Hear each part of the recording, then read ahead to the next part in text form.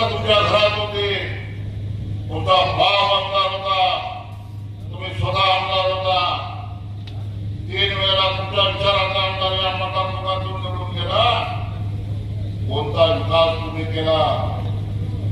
4,000 कोटी रुपये खर्च केले, 4,000 कोटी रुपये विकास निधी आणला. असा डांबोरा पिटवून मताची झोळी घेऊन तुम्ही मोहोळ मतदारसंघामधल्या प्रत्येक माणसाच्या दारात गेल्यानंतर सुद्धा 1.25 लाख मतं देऊन 31,000 मताधिक्याने या राजू खरेचा विजय झाला.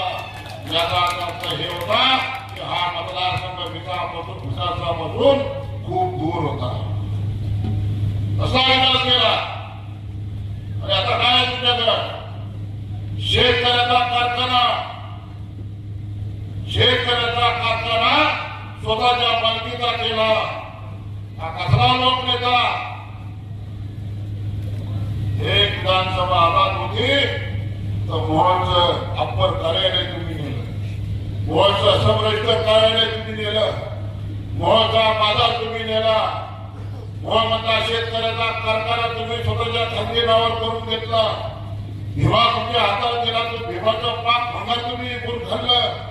अरे तुम्ही काय केलं म्हणून तर 20 नोव्हेंबरला मतदान झालं, तुम्हाला तुमची घरची जागा दाखवली.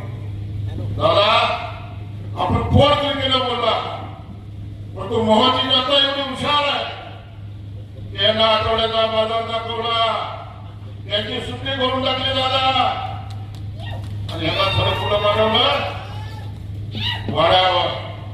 आता राहिलं काय? आमदार संपला. अधिक वेळ न घेता एवढं मात्र नक्की सांगेन की मॅडम जे काम तुम्ही सांगा ते आमदार म्हणून या गावाला विकास निधी दिल्याचं काम राजू खरे करेल. अरे राजू खरे देणार नाही, राजू खरे घेणारा नाही. आजपर्यंत देण्याचं काम केलं म्हणून तर तुम्ही मला विधानसभेत आमदार म्हणून निवडून पाठवले. आणि घेण्याचं काम केलं ते पार्सल इंदापूरला आणि याचा आंदोलनाला बसवला.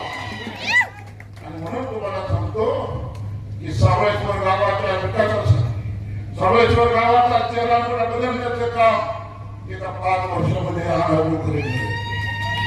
आणि फक्त मॅडम जे विकासाचं असं मला सांगा, निधी माल्याकडे घेऊन जा.